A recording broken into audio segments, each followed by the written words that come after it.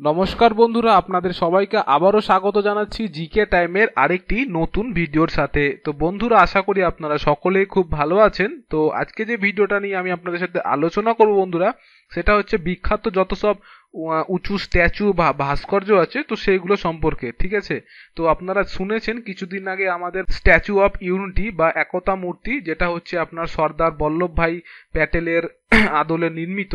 তো এটা গুজরাটে তৈরি হয়েছে।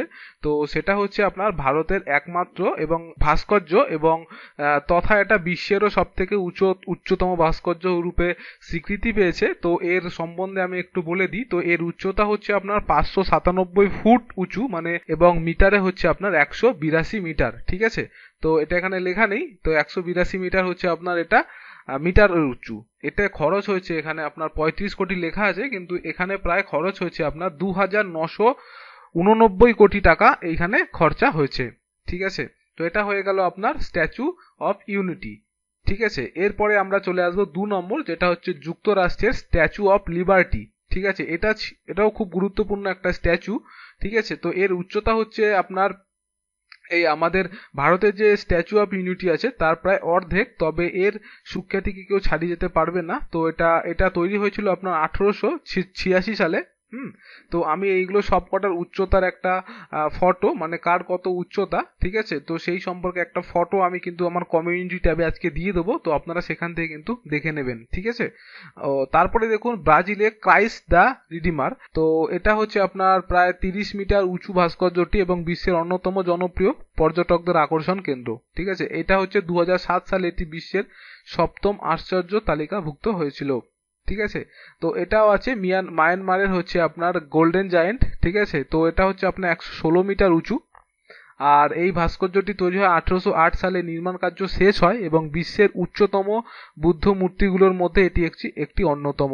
ঠিক আছে, তো তারপরে আরো আছে চীনের সমুদ্র দেবী বা গডস ইন দ্য সি। তো এটা তৈরি হয় 2005 সালে।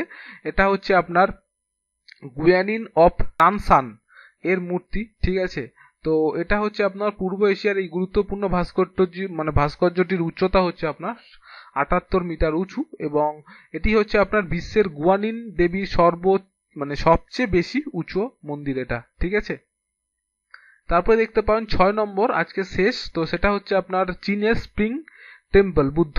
তো ইনি হচ্ছে আপনার ভারতের যে প্যাটেল ভাস্কর্য আছে তার এর উন্মোচনে আগে চীনের স্প্রিং পেন্টেল বুদ্ধ বিশ্বের সবচেয়ে উঁচু ভাস্কর্য স্বীকৃতি পেয়েছিল। এটা ছিল আপনার 128 মিটার। ঠিক আছে, তো চীনের যে স্প্রিং টেম্পল বুদ্ধ যে স্তম্ভটি আছে তো বা ভাস্কর্যটি যেটা রয়েছে সেটা আপনার 128 মিটার, আর এটাই ছিল আপনার সব থেকে উঁচু ভাস্কর্য। ঠিক আছে, তো এটাকে ছাড়িয়ে চলে গেছে আমাদের ভারতের ভাস্কর্য।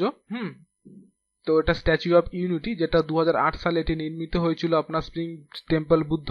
তো আজকে ভিডিওটা বন্ধুরা এখানে শেষ করছি। খুব তাড়াহুড়ার মধ্যে ভিডিওটা বানালাম। ঠিক আছে, তো ভালো যদি লাগে তো লাইক করবেন আর বন্ধুদের সাথে শেয়ার করবেন। সবাই খুব ভালো থাকবেন, সুস্থ থাকবেন এবং আমাদের সাথে থাকবেন।